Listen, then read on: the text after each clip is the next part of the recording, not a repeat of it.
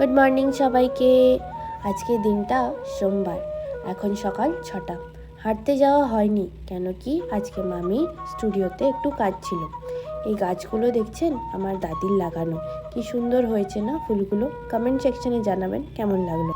আমি এখন রান্নাঘরে একটু চা বানাতে যাচ্ছি। চা বানাতে বানাতে মায়ের সাথে একটু গল্পও করে নিলাম। ওয়ার্কিং উইমেন না হলেও জয়েন্ট ফ্যামিলির ঘরের রান্নাঘরটা মেয়েদের জন্য একটা মিটিং রুমের মতো, যেখানে সুখ দুঃখের গল্প, সব জিনিস আমরা শেয়ার করে থাকি। কি ভালো না?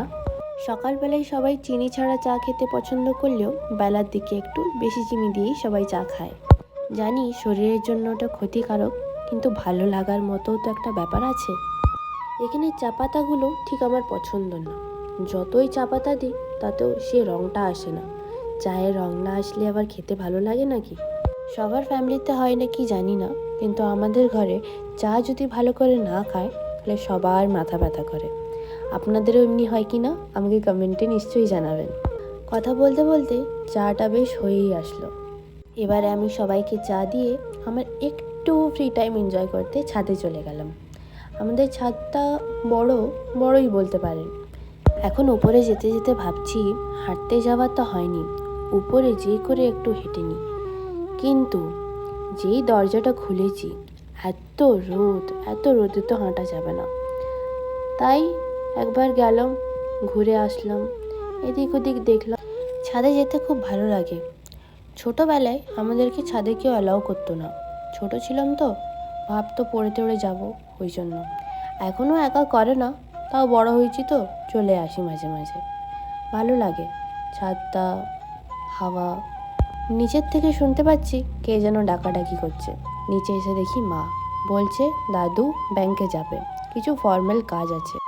দাদু মানা করলেও আমি দাদুর সাথে চলে গেছি। ভালো লাগে আমাকে দাদুর সাথে যেতে, মানা করলেও চলে যাই আমি। আমি জানতাম না কি দাদু টোটো দাদাটাকে চিনি। ওরা গল্প করলো, আমি একটু সাইড রেকর্ড করে নিলাম।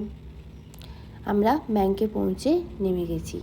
দাদু ডাইরেক্ট চেক করে ফর্ম ফিল আপের কাউন্টারে দাঁড়িয়ে ফর্ম জমা করে নিল। তারপরে আমরা একটু সবজি বাজারের দিকে যাচ্ছি। ভাবছি কি এখন এই বেলায় কী সবজি পাবো, কিছুই পাবো না বোধহয়। দাদুর সাথে সে ব্যাপারে কথা বলতে বলতে যাচ্ছিলাম।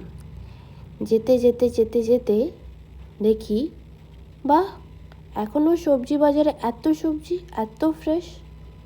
তখন বলছে এটা এবেলার সবজি মার্কেট, মানে এখানে দুবেলা সবজি বসে।